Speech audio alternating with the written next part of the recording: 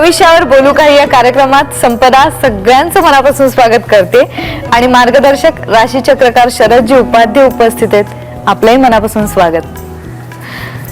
आपण भविष्यावर बोलण्यासाठी इतक्या मुद्द्यांचा अभ्यास करतो आहोत. त्या प्रत्येक मुद्द्यावर तुमचे प्रश्न आम्हाला येत आहेत, तुमचा प्रतिसाद आम्हाला मिळतोय आणि लक्षात येत आहे की ज्या प्रकारे ज्या माध्यमातून आपल्याला स्वतःबद्दल, स्वतःच्या भविष्याबद्दल आणि वर्तमानात घ्यायच्या काळजीबद्दल समजेल अशा प्रत्येक माध्यमाचा आपण अभ्यास करतो.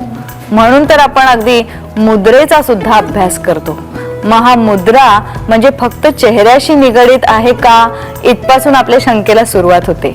मग ही मुद्रा आपले भाव प्रगट करते, आपले स्वभाव प्रगट करते, पण त्याचबरोबर आपल्या एकूण जडणघडणीबद्दल सुद्धा सांगू शकते का, असा प्रश्न तुम्हाला पडला असेल ना.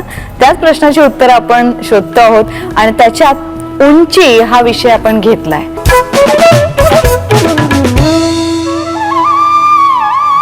तर ही उंची नेमकी कशाची, मुद्रेची एवढं नक्की, पण नक्की त्याचा सुरुवात कुठून होते. तर मुळामध्ये मुद्रा विज्ञान म्हणजे फेस रिडिंग. त्यामुळे हा मुद्रा शब्द फेस रिडिंग पण बरोबर नाहीये का, पूर्ण व्यक्तिमत्व त्यात कव्हर होतं. इथून सुरुवात होते केसांपासून ते तळ पायापर्यंत चाल, हे ओव्हरऑल व्यक्तिमत्वाचं रिडिंग आहे फेस रिडिंग. नाहीतर एखाद्या तरुण मुलाला काय वाटेल, फेस रिडिंग म्हणजे ऑफिशियली कोणाकडे तर बघत बसायचं, तसं नाही याचा अर्थ. आणि असं बघूनही काही कळतं असं पण नाही. तुम्हाला पुढे एक जजमेंट आहे, बॉडी लँग्वेजच कळायला लागते. पण एक त्यात अभ्यासक्रमामध्ये असा भाग आहे की तुम्ही ब्लॅक अँड व्हाईट फोटो घ्यायचा व्यक्तीचा. ब्लॅक अँड व्हाईट का, तर कलर फोटोमध्ये प्रेझेंटेस्ट करता येत नाही आणि तो बसायचा असं, सगळी सेन्स ऑर्गन्स एक्सपोज केलेली असावीत फोटोग्राफ मध्ये कॅमेराला, आणि त्या लेन्स खाली बघून सुद्धा डोळ्याचा आकार वगैरे असं अभ्यास व्यक्तीला इतकं बसवता येत नाही ना आपल्याला. तो अभ्यासक्रम पण त्या फेस रिडिंग मध्ये आहे. तर फेस रिडिंग म्हणजे केवळ चेहऱ्याचं नाही, पूर्ण व्यक्तिमत्वाचं आहे शास्त्र. तर त्याची सुरुवात उंचीपासून कशी होते, ते पुन्हा रिलेटिव्ह कसं आहे ते बघ. भारतीय उंची 5.5 फूट पुरुषाची, 5 फूट बायकांची. अफगाणिस्तानामध्ये आपल्यातला सगळ्यात उंच पुरुष तिकडे बुटका समजला जाईल आणि आपल्यातला सगळ्यात बुटका एस्किमो मध्ये उंच समजला जाईल. तू कुठल्या देशात बघता रिलेटिव्ह ठेवा. किंवा सौंदर्याच्या व्याख्या सुद्धा हो ते तर आहेच. नाकाबिकाचं चीन मध्ये वेगळंच आहे. पण उंची हा एक भरणारा, नजरेत भरणारा भाग आहे. तू तुझ्या मैत्रिणीला एवढंच सांगून बघ, एक छान मुलगा पाहण्यात मी तुला नक्की सुचवणार आहे, पगार छान आहे, सगळं छान, उंची 4'11" आहे फक्त. ते म्हणेल बाई तुझ्या बहिणीला वगैरे दाखव, माझं नको, मला उंच नवरा पाहिजे. बायकांना नेहमी नवरा उंच, त्याचा पगार जास्त, शिक्षण त्याचं जास्त, हे सगळं का वाटतं. तर आजही स्त्रीला आपला प्रोटेक्टर आपल्यापेक्षा पॉवरफुल पाहिजे असं वाटतं. आता ही मानसिकता कधी पुढे बदलेल, पण उंची हा नजरेत भरणारा भाग आहे. व्यवहारातले अनुभव तुला सांगतो म्हणजे कळेल. उंच लोकांना आत्मविश्वास जास्त असतो. कुठल्या ऑफिसमध्ये एखादा उंच पुरुष साहेबाच्या केबिन मध्ये आधी घुसतो आणि मग मी कमेन विचारतो, इतका कॉन्फिडन्स असतो. आणि असा उंचा पुरा माणूस केबिन मध्ये आल्यावर साहेब सुद्धा yes yes what can I do for you, please sit down. स्वागतच वेगळं होतं. पुटक्याला कॉम्प्लेक्स फार असतं. तो आधी त्या दरवाज्याच्या खालून बघतो साहेब आहेत का, मग डोकं वर करून बघतो आहेत का, बऱ्या मूड मध्ये आहेत का, तरी पण त्याला कॉन्फिडन्स येत नाही. शिपायाला विचारतो आहेत काय, जाऊ मूड बरा आहे ना. इतका प्रॉब्लेम असतो. म्हणजे हर घडी उंची हा त्याच्या अपमानाचा विषय कसा होतो याचं आणखी एक उदाहरण. घरातल्या बाईला माळ्यावरचा डबा काढून पाहिजे, एक उंच मुलगा आहे त्याचा आणि बुटका आहे, निश्चितपणे ते पहिल्यांदा उंच मुलालाच बोलावतो, अरे पटकन काढतो, असं सहज हात वर करतो, गाडा म्हणत काढून देतो. बुटक्याचे प्रॉब्लेम फार असतात. तो जर घरी नसला उंच मुलगा तर बुटक्याला आधी स्टूल आणायला लागतं. कधी स्टूल पडतो, कधी तो पडतो, कधी डबा पडतो, पण कसा बसा स्टूलावर चढून तो काढून आईच्या हातात देतो. पण तेवढ्यात उंच मुलगा येतो त्याचा, आई काय म्हणते, बुटल्या तू खाली उतरतो आला. हर घडी त्याला असे शब्द ऐकायला लागतात. ते कॉम्प्लेक्स थोडा कमी होतो. काही पुस्तकात असं लिहिलंय, बुटकी माणसं फार कर्तृत्वान असतात आणि त्यांनी शिवाजी महाराजांचं उदाहरण दिलंय, सचिन तेंडुलकरचं दिलं, पुष्कळ. पण दुसरा एक त्याचा अर्थ असा घे की आता हे जे मी सांगितलं, स्टूलावर चढून त्याला डबा काढायला लागतो, मेहनत खूप करायला लागते. तीच मेहनत न करता उंच माणसाला यश सहज साध्य असतं. तर बुटकी माणसं कर्तृत्व नसतात म्हणण्यापेक्षा उंचाला जे काम सहज साध्य आहे ते त्याला बरीच मेहनत करून साध्य होतं, असा दुसरा अर्थ आहे त्याचा. मग उंचीमध्ये हा एक निश्चितपणे अनुभव येतो. एखादी मुलगी सुद्धा मैत्रिणीला खुणावते, काय उंच आहे का. किंवा आपल्याकडे मराठी कवी आहेत, गडी बांध्याने उभा आणि आडवा. उभा म्हणजे उंचच, म्हणजे पुरुषाच्या बाबतीत तरी किमान त्याची उंची, त्याचे रुंद खांदे, विशाल छाती, पेदार बाहू, धारदार नजर, करारी वाणी, त्याची डौलदार चाल, या सगळ्याला महत्व दिलेलं आहे. त्यात उंची हे पुरुषी सौंदर्य आहे. तीच उंची स्त्रीला नको इतकी जास्त आली तर पुरुषाचा प्रॉब्लेम. स्त्रियांची उंची मर्यादित स्वरूपात खूप सौंदर्य वाढवणारी आहे आणि उंची जास्त असेल तर सौंदर्य हानी करणारी आहे, हे सौंदर्यशास्त्र लिहितात. मग ज्याला उंची खूप आहे तो निसर्गतः यशस्वी होत जातो, त्याला आत्मविश्वास जास्त असतो. कुठे गेलं त्याचं स्वागत चांगलं होतं आणि लोक तुम्हाला जेवढं स्वागत करतात तेवढा आत्मविश्वास वाढतो. पण शरदजी, आपण मुद्रा विज्ञान असं आपण म्हणतो, त्यावेळेला ही उंची, मग चेहऱ्याची उंची सुद्धा काय सांगते, याचे काही दाखले देऊ शकाल? चेहऱ्याची उंची म्हणण्यापेक्षा तो उभटपणा होईल. आपण काय करतोय, एक एक पैलू घेतोय. आता एक उंची घेतल्यावर चेहऱ्याकडे येणारच. मग उंची नंतर काय भाग येतो, तर केसापासून सुरुवात होते. लांब सडक कुरळे केस असणारी स्त्री अत्यंत शृंगार चतुर असते असं म्हटलंय. कुरळे केस हे शुक्राचं कारक आहे आणि निगरून सारखे कुरळे केस हे वासनांचं कारक आहे. म्हणून ज्याच्या केसाला भान पाडून सुद्धा तसेच राहतात, जरा हलत नाही इतके कुरळे केस, प्रचंड कामातुर असते व्यक्ती. केसाचा स्पर्श जर मृदू असेल तर तिच्या ठिकाणी चंद्राचा प्रादुर्भाव असतो. ममता, वात्सल्य, हळुवारपणा, भावनिकता हा प्रकार तिच्या ठिकाणी जास्त असतो. आणि केस ज्या राकट असतात त्या बहुतेक कर्कश बायका, मग त्या बोलण्याने असतील, वृत्तीने असतील, बघण्याने असतील, त्यांचे केस राकट असतात. आता काय हात लावून लगेच बघता येत नाही, पण पुढे पुढे अनुभवान ते कळतं जे केस राकट आहेत, असे पटकन बसत नाहीत, असे घेतल्या वेळेमध्ये ते मुलायम वाटत नाहीत, असं हळूहळू ऑब्झर्वेशन ठेवता येतं. म्हणजे अशी उंची प्रत्येक आता विभागाने आपल्याला अभ्यासायला लागेल. मी मगाशी केसांबद्दल म्हणालात, पण आता काय आम्ही सगळ्या मुली केश कर्तनालयात जाऊन केसांची उंची कमी करत असतो. मग अशा वेळी केश कर्तनालय वाईट दिसतं, ब्युटी पार्लर म्हणूया. पण ह्यात पक्षपात बघ किती आहे. पुरुषांचे केस कापणं हे सुद्धा खरं कौशल्याचं काम आहे ना, त्याला पैसे किती कमी देतो आम्ही. आणि तुमच्याकडे चटकन 1-2 मिनिटं काय केलं तरी केवढ्या फीज असतात, त्याला काय कारण आहे? काही नाही, आता सगळेच महाग झालेले. केस तुम्ही जरी कापलेत ना तरीही केसाची एक ठेवण आहे. तर ठेवणीवरनं कापलेले केस असूनही लक्षात येतं की बेसिकली मुलीचे केस खूप लांब आहेत किंवा होते किंवा पुढे वाढतील. आणि लांब केसाचं जे फळ आहे अतिशय मृदूपणा, सौम्यपणा आणि एक डिसेंट शृंगाराच्या प्रतिक्रिया, हे त्या लांब केसाचं फळ आहे. मग तुम्हा मुलींना कापलेले केस असून हिचे लांब आहेत अंदाज येत नाही? येऊ शकतो ना? येऊ शकतो. आणि आता या उंचीच्या बाबतीत काय सांगाल तुम्ही? उंची ही साधारण एक भारतीय अपेक्षेप्रमाणे, संस्कृतीच्या अपेक्षेप्रमाणे मध्यमवयीन मुलगी, अमुक एक स्वभाव, असं काही सांगता येतं? उंची ही सुद्धा आपल्याकडे 5.5 फूट, बायकांची 5 फूट नॉर्मल झाली, अपेक्षा आहे. पण बांध्याप्रमाणे उंची महत्वाची असते. पुष्कळ वेळेला आपण अशी माणसं बघतो की नुसती वाढतच जात आहेत, दंड एवढेच, पण उंची वाढत नाही, हे दिसायला चांगलं दिसत नाही. उंचीच्या मानाने तुमचा भारदस्तपणा, एक जे तुमच्या शरीरामध्ये चैतन्य आहे, हालचाल सुद्धा तुमच्या पिंडावर अवलंबून आहे ना, तो पिंड उंचीला पोषक पाहिजे. आणि त्याचे हार्ड अँड फास्ट गणित नाहीत, कॅल्क्युलेशन, पण अगदी सरळ उंच उंचच गेलाय आणि जराही त्याला कुठे मांसच नाहीये तरी चांगलं दिसत नाही. आणि कित्येक वेळा भरपूर मांसल आहे पण त्यामुळे उंची कमी नाही ते विकृत दिसतं. आणि खूपच उंची आणि खूपच भारत असते मग रावण दिसेल. म्हणून प्रपोर्शनेट असणं हे निसर्गामध्ये किती महत्वाचं आहे.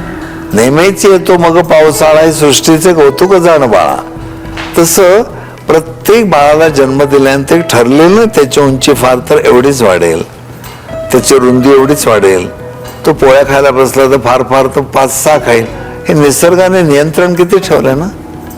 उंचीला मर्यादाच नाही बे. मर्यादा वाढत चाललाय 20 फूट 25 फूट काय होईल. आडवा तर आडवाच होत चाल. निसर्गाने सगळीकडे कसं ठेवलंय यात एक ओळी मला आठवते.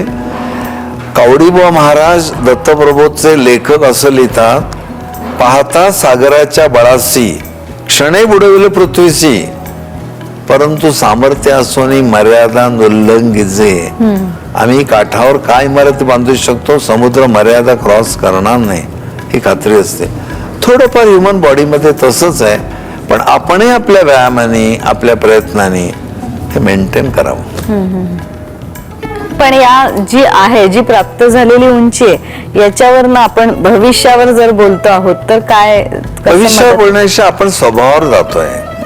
कारण भविष्य हे स्वभावावर अवलंबून असतं. बरोबर. संधीला संकट मानतो का संकटाला संधी मानतोय आपल्याला कळत नाही जोपर्यंत पत्रिका बघत.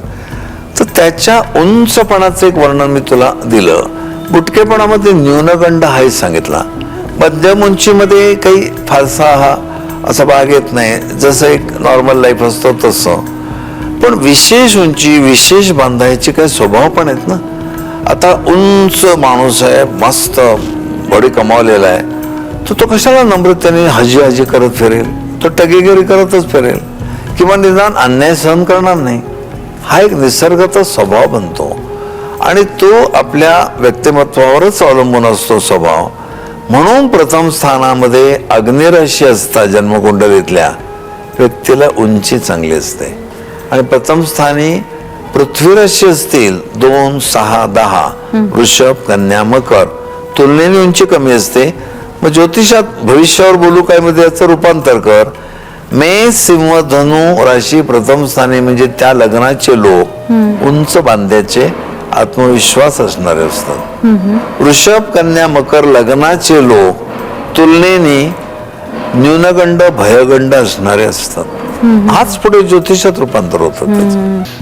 या उंचीला तुम्ही जेव्हा प्रत्यक्ष व्यक्ती पाहत नाही तेव्हा कुंडली समोर ठेवता, तसं आणखीन कुठले ग्रह, कुठल्या स्थान, कोणाचं काय मालक कुठे आहे, कुठल्या भावेश कुठे आहे, त्यावरनं तुम्ही एखादी ताडू शकता उंची व्यक्ती. ते ताडायलाच लागतं नाही पत्रिका बरोबर आहे का कसं काढणार. बरोबर. मेष, सिंह, धनु लग्न म्हणजे प्रथम स्थानी ती राशी असेल, त्यात पुरुष ग्रह मंगळ, रवी, हर्षल असे बलवान असतील तर ही व्यक्ती खूप उंच आहे का पहिलं विचारणारच. आणि ते जर म्हणले नाही ही व्यक्ती एकदम बुटकी आहे तर पत्रिकेमधल्या वेळेत गल्लत असण्याचा संभव असतो. PM अक्षर लोकांचे नीट नसतात, तो घोटाळा होतो. बेळगाव बेल्जियम जन्मस्थळात घोटाळा होतो. त्यामुळे तुम्हाला पुरुष राशी उंची देतात, स्त्री राशी तुलनेने उंची कमी देतात, असं गणित पण पुढे बसवता येतं. आणि त्याच्यावरनं मग लक्षात येतं की एखाद्याला पोलीस मध्ये भरती व्हायचे, पोलीस इन्स्पेक्टर, तर त्याची किती छानपैकी त्याला उंच बांधा आणि रुंद खांद्याचा फायदा होईल. अमुक व्यक्ती बुटकी असावी असं कुठेच अर्ज करा म्हणत नाहीत.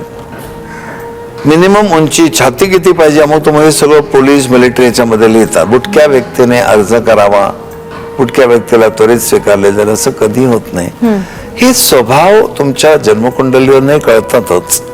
आणि त्याचं मग व्यावहारिक महत्व तुम्ही बघत चला की कशा कशाला याचा उपयोग आहे उंच बांधायच्याला वगैरे. आता पर्सनॅलिटी ही सगळीकडेच आवश्यक असतेच पण विशेषतः एक्झिक्युटिव्ह फील्डमध्ये जास्त आवश्यक आहे. आमचे साहेब काय मस्त पर्सनॅलिटीचे असं म्हणतो आपण, तर आपल्या लक्षात येतं उंचापुरा माणूस असला पाहिजे. बायकांचे असे विविध स्वभावच असतात. साधं उदाहरण घे की हनीमूनच्या रात्रीबद्दल प्रत्येक मुलीला सुद्धा एवढं कुतूहल असतं. पण मला असं आढळलंय की वृषभ राशीची एखादी मुलगी तरुण आहे रात्र अजून हे गाणं गुणगुणेल, त्याची मानसिकता वेगळी आहे. मिथुन राशीची मुलगी माघाची रात थंडीची रात हे गुणगुणेल, तिची मानसिकता वेगळी आहे. कर्कवाली आली असत तर पहिली रात ते तिचं वेगळं, आणि कन्यावाली टेन्शनवाली उशक काळ होता होता काळ्या रात्र झाली. हे चार ह्याच्यात जसे आपल्याला स्वभाव कळतात तसे यांचे पण स्वभाव कळतात. पोलीस ऑफिसर एकदम हळवा मृदू शक्यच नाही. मग उंच माणसं फार हळवी नसतात. हे वर्णन फेस रिडिंग, ऍस्ट्रॉलॉजी आणि पामिस्ट्री तिन्हीकडे एकत्र येईल.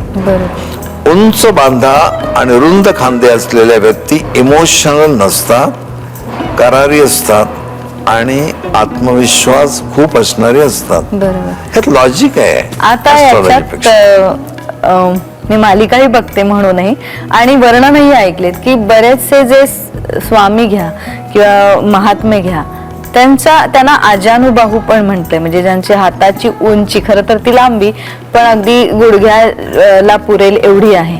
तर याच्यानं काही तुम्हाला स्वभाव दोन लोकांच्या बाबतीतच श्री रामप्रभू आणि स्वामी समर्थ या दोघांच्या बाबतीतच आहे. पण या दोन व्यक्तींमुळे महापुरुषांमुळे शास्त्र काय बदलत नाही की अजानुबाहू असलेल्या व्यक्ती अशा अशा असं नाही. त्या सत्पुरुषांचे अजानुबाहू होते, वैशिष्ट्य होते. उद्या माझे अजानुबाहू झाले तर मी स्वामी होणार नाही. स्वामी हे तिकडनं अवतारी पुरुषच जन्माला यायला लागतात. चांगला आहे तुझा प्रश्न की जे अजानुबाहू असतात ते स्वामींच्या योग्यतेचे असतात का? नाही. चुकू नाही ही चूक करू नको. नाहीतर एखादा गुंड प्रवृत्तीचा माणूस असेल आणि निसर्गात त्याला लांबलचक हात मिळाले, स्वामी नको. मग स्वामी असे होते, रामप्रभू अजानुभाऊ होते. त्यांचं एक ते वैशिष्ट्य, शारीरिक वैशिष्ट्य. अजानुभाऊ माणसं रामप्रभू नसतात. बऱ्याचदा बायका चर्चा करताना पण पाहिलंच त्यांचा हात पण. चर्चेला काय विषय लागतो असं नका म्हणू. नाही म्हणजे चर्चा करते तुमच्या बरोबर. तू लक्षात घ्यायचं, उंची हा एका झटक्यात आविष्कार जाणवणारा भाग आहे. त्यामुळे आपण मग कान उंच म्हणजे कान जरा मोठे असं प्रत्येकाचं पुन्हा फळ वेगळं आहे. मोठे कान जेवढे महत्वाचे तेवढं मोठं नाक महत्वाचं नाही. ओठ छोटेसे अलचोटूक असण्याचं जे महत्व आहे ते ओठ केवढे लांब लचक आहेत, उंच आहेत, ओठ भरदार आहेत, हिडिंबा वाटेल ते. एक एक इंद्रियावर बोलताना मी तुला खुलासा करेन. पण ओव्हरऑल पहिली व्यक्ती आपल्या समोर येते ते नजरेत काय भरतो? उंची भरते. म्हणून उंच लोकांचा आत्मविश्वास, बुटक्या लोकांचा न्यूनगंड. बुटक्या लोकांना काम करण्याची खूप सवय असते कारण ते खूप झगडून त्यांना मिळवावं लागतं. हे डोळं मानणं झालं, पण कुंडली सारखंच इथे पण आहे. एक भाग मी सांगितलं, आता सगळे एकत्र करायचेच आहेत पुन्हा, आणि सगळे एकत्र करून पुन्हा एक रिडिंग वेगळं येणार. मी आता उंचीचं जे वर्णन केलंय हेच वर्णन सुपासारखे कान असणाऱ्यांनी डायल्यूट होणार आहे. म्हणून तो एकेरी याच्यावर जाऊ नको. म्हणजे तेच ना की कुंडलीतलं एका घराबद्दल माहिती झाली म्हणजे सगळं माहिती झालं नाही. हा तसंच आहे. सगळं एकत्र करून आपण फायनल रिडिंग घेऊ. बरोबर. म्हणजे मग आता सुरुवात झाली, म्हणजे काही काही भाग आपण घेत चाललेलो आहोत पुढे. तसं बघूया फेस रिडिंग मध्ये सुद्धा मास्टरी मिळते का? कारण माणसं ओळखायला शक्यतो, आणि जे आपण अशा व्यवसायात बायकांना तुम्हाला माणसं ओळखता येतात ते तर येतात, पण शरदजीने एखादी हिंट दिली तर आणखीन जरा मदत होते. आज इथेच थांबूया आपण या चर्चेत. नमस्कार.